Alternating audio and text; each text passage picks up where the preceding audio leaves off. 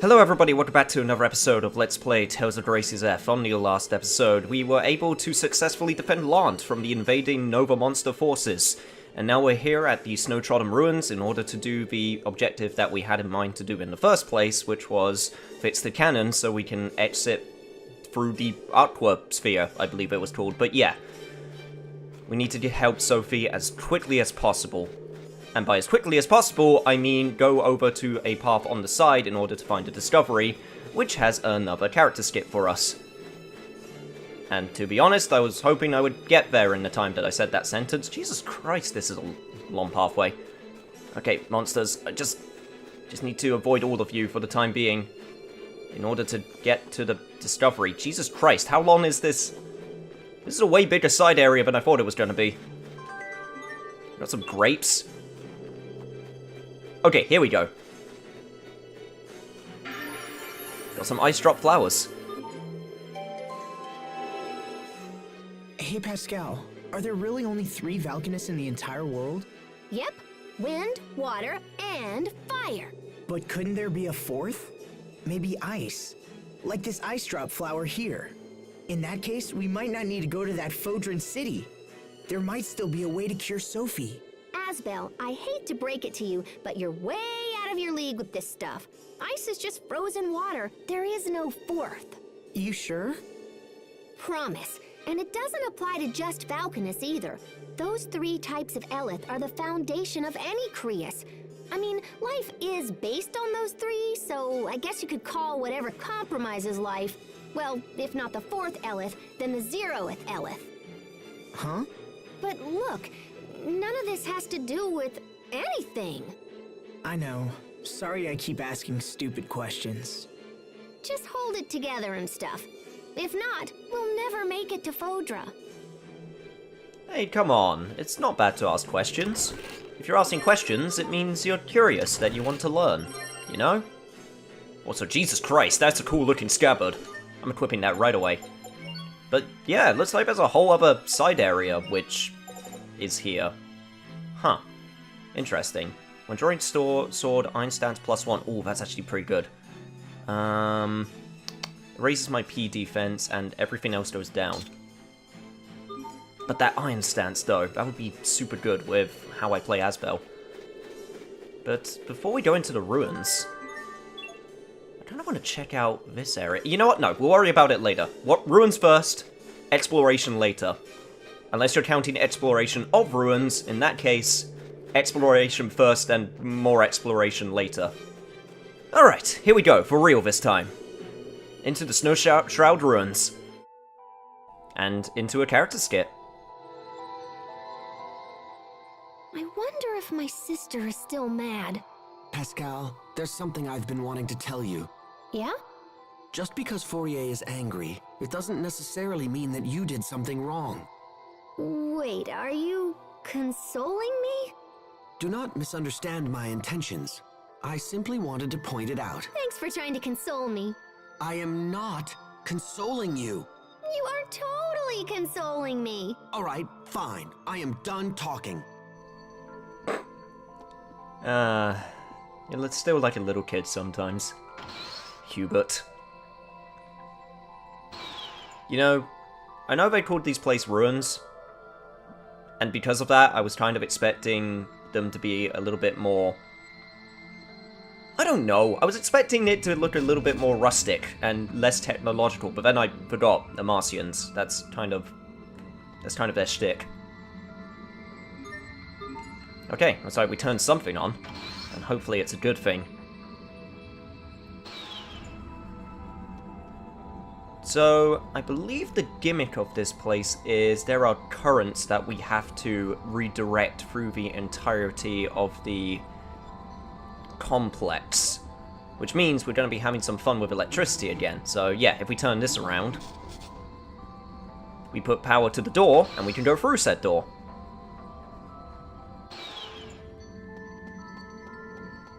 Which leads to a very ominous room. Yearning for home. Huh. Are you nervous? You could say that. When I think about what's ahead of us, my hands start to shake and my knees go weak. But, Captain Malik, it looks like I'm not the only one. How's that? You missed a spot shaving. Right over there. It makes me think you have worries of your own. Very observant. I confess, I've been on edge ever since Asbel and the rest of you saved me in Fendel. Now I have to live up to the expectations of everyone waiting for me back home. They say it's bad luck to bring up your hometown. That's what people talk about when they think they're going to die. I refuse to die until Fendel is back on its feet. Yeah, you hang in there, Captain. Don't you go dying on us quite yet. We still kind of need you. Alright. Let's continue through the run, shall we? And you know what? This will give me ample opportunity to bring up a couple of points that I've been wanting to bring up for a while. But first things first, new enemies. Cyclone Harpy, a blue slime, and a sapphire weapon. Hopefully not as strong as the sapphire weapon in Final Fantasy VII. Because, jeez, I remember having nightmares about that. I mean, not literal nightmares, but like nightmares when I fought the sapphire weapon in my save game. It would be kind of sad if I had literal nightmares about a bunch of ones and zeros in a 20-something-year-old game now. Yep. We won't fail. No, we won't. Considering we still seem plenty strong. Okay, good. But anyway, as I was saying, a few things that I wanted to mention, which I've been wanting to mention for a while, is there's a few things that the Amarcians as a race are based off of, and one of the first things that should be a giveaway of that is actually their naming conventions. Pascal, Poisson, Fourier, they're all French names. And I believe there was some other stuff to do with them that are French, but the main big thing is their naming conventions, which I don't know if it was in Japanese, if it was like that or not. I'm not sure if that was a localization thing. But, I think it's pretty cool. I like it when, stuff like that happens in games. But the second, and probably bigger thing of the two, is I actually wanted to talk about the voice actors in this game, because there were so many recognizable voices in this game, which I haven't even made note of yet, so I don't know, I just feel like going through them. Also, I feel like this is progress, so I want to go over to the right first. But, Sharia should be probably the most recognizable one, considering she's voiced by Laura Bailey, who, if you don't know who Laura Bailey is, and you want to know about voice actors, then, better get used to her voice in a lot of stuff. Because she certainly gets around. But I wouldn't say she's Yuri Lowenthal levels of getting around, and I don't think Yuri Lowenthal is actually in this game. He'll probably, if he is in this game, he will probably be like Soldier A or Soldier B or something. But the one that I was not expecting to hear was the voice actor of Malik, whose name is escaping me off the top of my head, and it's really annoying. But it's the same guy who voices Sojiro Sakura in Persona 5. And it's one of those voice actors where I never recognized his voice in things before, but as time progressed, I start hearing him in more and more things that I've played already. Like, he's Iron Tager in BlazBlue. He's, there was another role that I played recently which he was in, and again, that's going to annoy the hell out of me because I can't remember it. See, this is what happens. I want to talk about voice actors, and then when I start talking about them, I then forget their names, which is kind of crappy, in all honesty. Like, they already get enough non-recognition as it deserves, because, you know, when it comes to actual actors, you're probably going to get more people recognizing actual actors as opposed to voice actors, because with actual actors, you have more of a face to put to them. And that's a real shame, because voice actors are really, are extremely talented. I believe Tara Strong is also in this game, I think. I can't remember who she plays. I know the voice actress who plays Igus plays Fourier, because I heard that immediately. Like, I'm at the point where I can just sort of hear a voice and be like, oh, it's so-and-so. Which makes it even greater when you hear a voice and you don't recognize it's so-and-so. Because that means they're doing a really good job at masking that it's them. Like, that's the problem with Yuri Lowenthal, is that Yuri Lowenthal, I can tell it's Yuri Lowenthal, like, straight away. He's got a really recognizable voice now.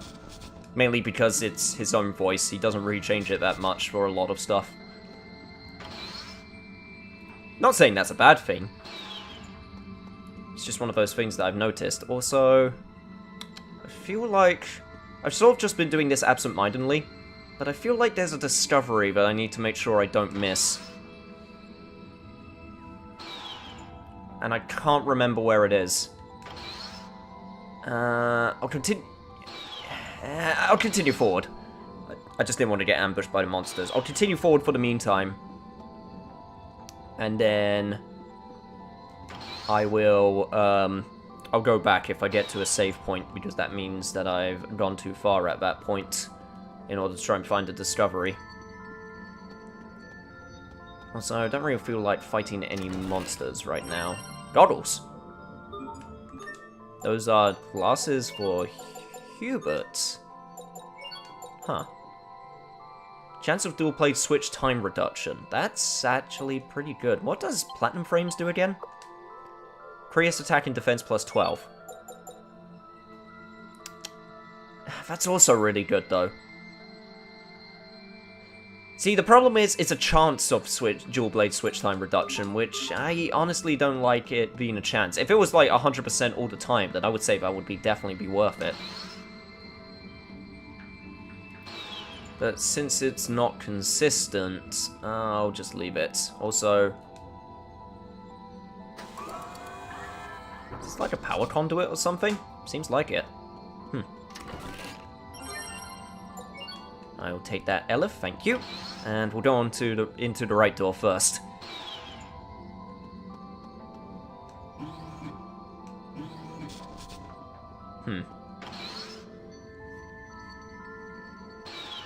Alright, let's see. Oh, jeez, there's more doors. Now I want to check the left door just to make sure I don't progress. God, it's always exterior collisions in dungeons like this. You always gotta make sure that you don't want to progress. Which is really dumb when you think about it in real life. But, in context with, RPGs, it's always the best. For people who don't know, exterior... Oh my god, there's so many doors. For people who don't know, exterior, what is it? Exterior collision testing, I think I've mentioned this before, is when you run along the walls to make sure that you don't fall out of world. But the thing is, with that, it's actually really good for when you're going through dungeons, because if you always go along the walls and sort of do a big circle, you make sure that you hit every single room without missing one. So basically the idea is you go into every single door as you see them. Also, looks like we found a discovery. A bunch of scrap. But with some rare new metal. I'll take that. Awesome. Hey, Pascal. Who exactly are the Amarcians? What brought this up? They create tons of advanced technology, scatter it in ruins around the world, and yet we know nothing about them. Doesn't that seem strange to you? No, not at all. The origin of the Amarcians is totally a main focus of my research. Did I forget to mention that? Wait, really? Yep. And based on all the goodies I found in the Archive of Wisdom, I'm pretty much certain the Amarcians came here from Fodra. No way. Yeah, so there must be a way to get there. And when we arrive, I bet we'll discover a civilization that's totally prospered and thrived and stuff. So saving Sophie isn't your goal at all? Well, that's a bonus. Seriously? Wow. Okay, two things. Number one, you should care more about your friends, Pascal.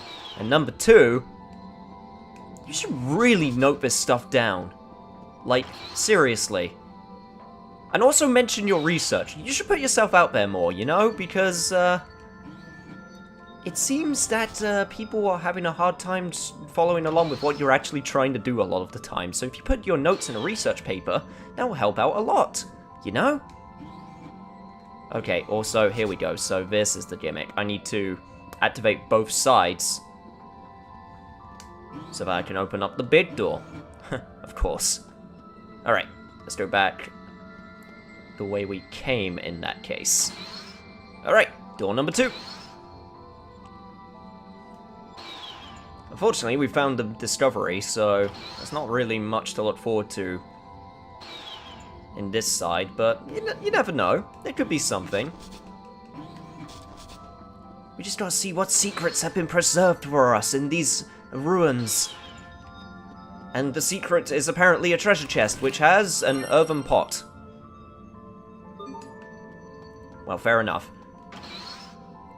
Actually, that's a good question. Why isn't there an earthen Falconus? Like, water, fire, wind, and then nothing else? Just those 3? Like, usually it's the 4 elements. Did the earth element just say, screw this, I'm out of here? Just seems like kind of a shame. I mean, I guess if some other 4th faction decides to come out of nowhere, then they can claim a Earth Falconus.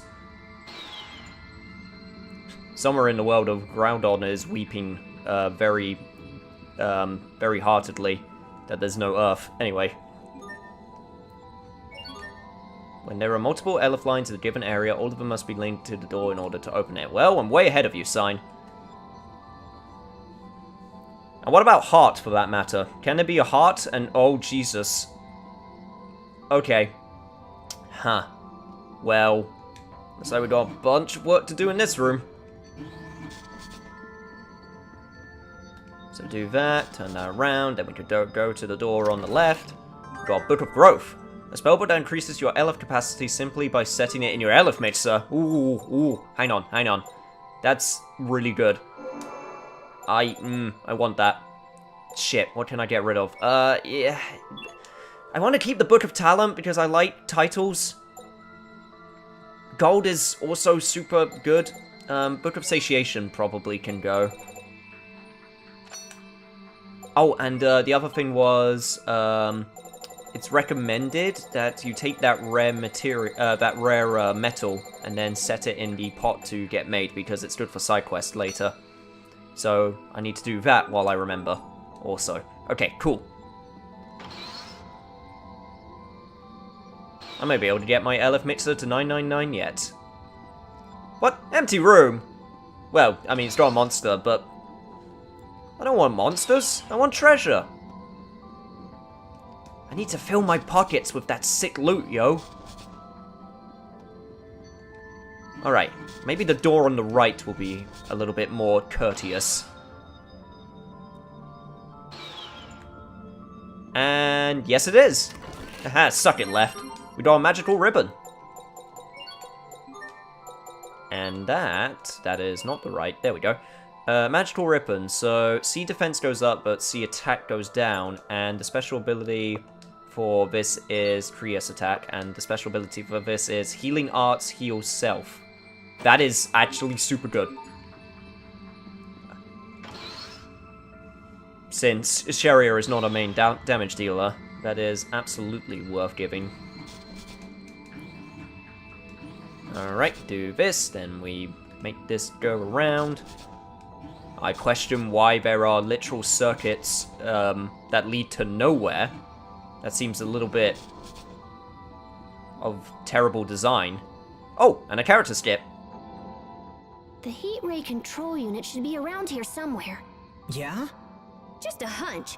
This place is laid out like the other Amarcian ruins I've seen. Control units and such aren't exactly our forte. This one's up to you, Pascal. Leave it to me. I'm on this like white on rice.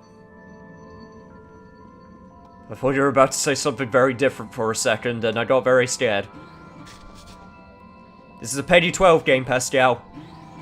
Be careful with how you word things. And there we go. Oh. Why, hello there. I'm gonna save very quickly. Alright, saving and preparations are done. So, Mr. Robot, you won't happen to just sort of stand aside so I can get to that control panel, right? We will survive. Yeah, I thought not. Here we got the Polycarpus, and our next boss with 44,444 HP. Very specific. So, this boss is annoying, because it has unblockable attacks, but not only that, you can't launch it, which means it's hard to get it into a stun lock.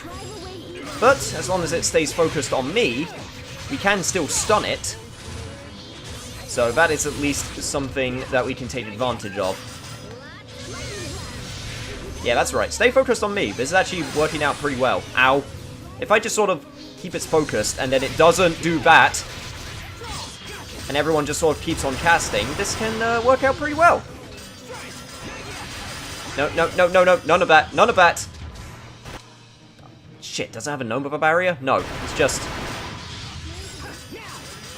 armed itself a lot, apparently. Jesus. Okay, oh crap, crap, crap, crap, crap. Oh god, and now it's in Ella. Okay, let's just take this slowly while I beat the ever-loving crap out of it. Yeah, you don't have any particular weaknesses to arts. I probably should have checked that before. There we go. And then we can take this sucker down. Okay. Okay, Moonlight Circle. And then do that. Do a few more combos. Critical damage is up. Because I put the food in, which revives when KO'd, which is super good. And with that critical, we can go to town! Woo! That was some good dodging, if I do say so myself, and then I did the wrong move, which made it look not cool. Okay, okay, okay. And that is... Oh! She... Said the saying a little bit too early. I was hoping that it'd be dead by now. Come on, don't make me a liar. Rote. Oh? First, I toss out a peach gel, and while the enemy is distracted, Then? I eat an apple gel. I suggest you reverse that. Also, that's not a new tactic. You've literally come up with that like 4 times.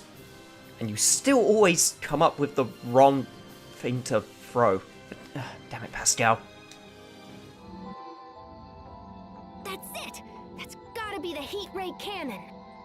Well, get to work. Also, when did we have Sophie on a top? When did we get that top? Where did the top come from? I'm asking the wrong questions here. Just get that heat cannon working. Maybe it'll work now that there's nothing in the way. Let me just boink boink here for a second. Let's see. Hey, girl, if you're gonna boink boink, do it where we can't see you. Unless you're into that.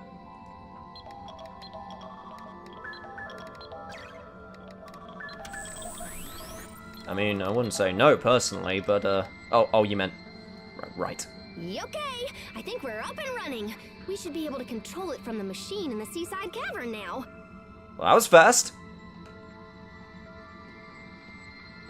The typing, not the boinking. We're almost there, Sophie. We'll be at Fodra before you know it. You just need to wait a little longer. If our business is finished here, I suggest we return to the shuttle as soon as possible. Well, let's head on out of here then. What do? You get out of there!